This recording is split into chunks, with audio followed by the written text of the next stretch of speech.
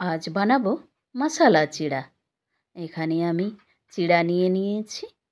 কড়া গরম হয়ে গেলে চিড়া দিয়ে দেব। ভালো করে ভেজে নেব। ভাজা হয়ে গেছে, ঢেলে নেব।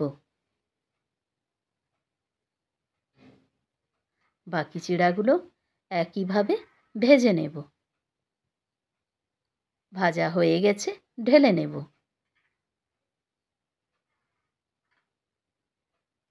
সাদা তেল দিয়ে স্লাইস করা নারকেল লাল করে ভেজে নেব। ভাজা হয়ে গেছে, তুলে নেব। চিড়ার উপর দিয়ে দেব। ওই তেলেই চিনি বাদাম দিয়ে দেব। ভালো করে ভেজে নেব। ভাজা হয়ে গেছে, তুলে নেব। চিড়ার উপর দিয়ে দেব।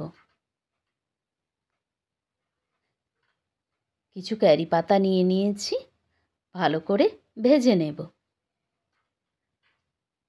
বাটার দিয়ে দেব। বাটার দিলে দ্বিগুণ স্বাদ বেড়ে যায়। ভাজা হয়ে গেছে, গ্যাস বন্ধ করে দেব।